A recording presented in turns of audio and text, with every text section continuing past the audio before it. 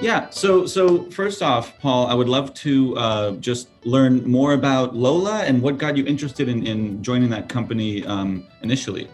Yeah, so Lola, we started in 2015, so 6 years ago now. The initial idea for Lola actually was to build a mobile app that allows you to work with a remote assistant really efficiently. So give them access to your calendar, to your contacts, to your credit cards, to your email if you want that, and have a simple way of organizing communication and access to your information. And very early on, one of our investors said, "This sounds interesting, but why don't you do it first for travel?" And I thought I was never going to do travel again because I had spent 10 years at Kayak. I started that in 2004.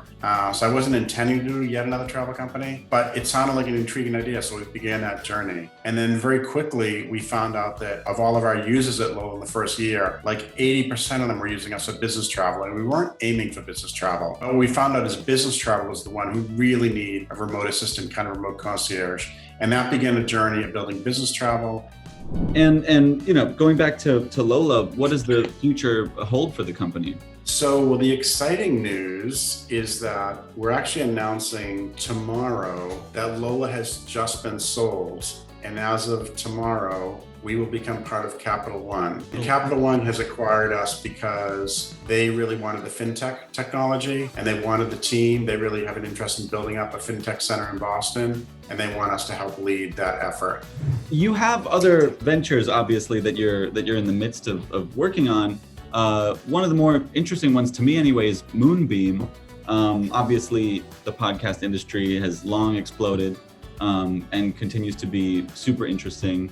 I guess I'm curious as to what got you interested in podcasts in the first place. So I've become an avid podcast listener. I've been listening to podcasts for however long they've been out, since Apple first had a podcast app, 10 years or whatever it's been. But podcasts, as you know, has exploded over the last couple of years. And my title generally for most of my companies is CTO. I go back and forth between CEO or CTO, but part of my best role is CTO, Chief Technical Officer. As a CTO, there's three things you're in charge of. It's product strategy, design, and then engineering, sort of the building of the software. If you look at what I actually did at Kayak and at Lola, I spend most of my time on product strategy and design, and I'm very opinionated about product. So you have said before that Moonbeam kind of took a page from the book of TikTok. So those 2-minute clips sound a lot like that. In what ways is it similar to TikTok? So like a lot of people, I become obsessed with TikTok. When you first use TikTok, you get like people dancing, whatever, like music videos. And that's like great, which is great. But the more you use it, the more it tunes into other things, figures out other things you're interested in.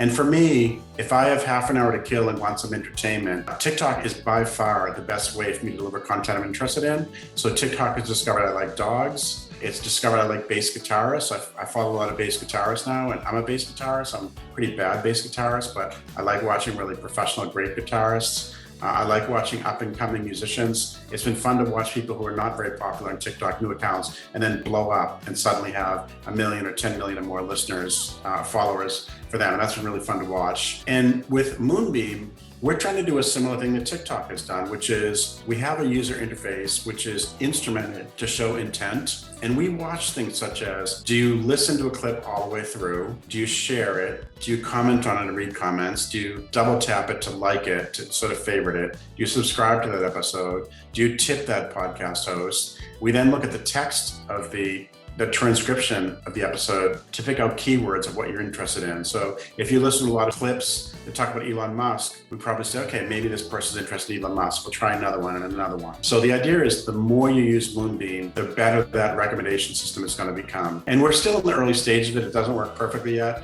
but we're very focused on it. And we really want to be the best podcast discovery app out there. But I'd love to hear what got you interested in these algorithms for finding travel deals, and what got you interested in travel software to begin with. So I've started 5 companies now, and actually as of this morning have sold 5 companies. So I'm 5 for 5 right now, which I'm pretty excited about. When I started Kayak, with Steve Hafner, who was my co-founder, the CEO. Kayak was actually his idea, not mine. He pitched me. We had a chance meeting in Cambridge at a VC office, and Steve and I met for drinks, and he gave me the pitch, and I liked it a lot and gave him some feedback. And I think that night I wrote up, my thoughts about how to build a travel product. But even though the original idea was his, which is not a booking engine, but just a pure search engine, when you found the flight you want, we'll show you all the places you can buy it. You click a link, we'll send you directly to United.com or Orbitz.com, whatever. That was his original idea. But I owned it immediately because I was so excited about it. And I thought, this is a great idea because I'm someone who loves travel. I do about 100,000 miles a year. And before Kayak, I used to have to go to 4 or 5 sites before I would pull the trigger on a deal because I had to search everywhere because no one site had everything. And with Kayak, the goal was we have everything.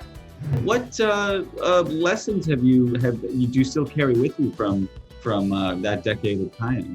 With each of my companies, when I think about my companies and what I do every day, it's always team first, customer second, profit third. And that sounds like a terrible prioritization for my investors. But the reason I'm able to raise money with each company, one is because my prior companies are successful, but also I've kind of convinced investors that if you're the world's greatest recruiter in tech and you can build that magical team that has the mojo, works hard, loves working, loves the problem in space they're working on, does really rapid innovation, magical teams create magical products. And with each company, I study kind of the art of recruiting and interviewing and hiring. And with each company, I try to get just a little bit better at it. And I learn from people at my company. This kind of also goes with a question I'd love to ask, which is just your advice for entrepreneurs out there, someone who might want to be a serial entrepreneur and sell 5 companies. Yeah, the first thing I would say is however many hours you think you're going to work a week recruiting, double that. And it sounds like, how do I have time to recruit when I'm busy writing my business plan, meeting with venture capitalists, designing a product, writing code, whatever. But I'm telling you, if you're really world-class at recruiting and hire magical people around you, you'll get the right results. You'll build products that blow away customers, and you'll build a business that has extraordinary revenue and profit. Since Moonbeam is kind of your main focus at the moment, what is your go-to podcast right now? Ooh, that's interesting. As you mentioned earlier, I was just on Guy Raz, How I Built This. That was a real delight for me because I've been listening to his show for a long, long time. When I think about more obscure shows that I'm addicted to now that I found through Moonbeam, just randomly starts playing these 2-minute clips, and it narrows down on finding things you like. I'll name a few podcasts that Moonbeam has discovered for me. One of them is A History of Rock and Roll in 500 Songs or something like that. It's amazing. Every episode, it's called A History of Rock Music in 500 Songs. And it's a very cool show. Each episode just has one song and tells you kind of the backstory behind it. There's a show that I like a lot called Writer's Almanac with Garrison Keillor, and talks about this day in history and different authors. That's really interesting. Thank you so much. All right, thanks a lot. Have a good day. Bye.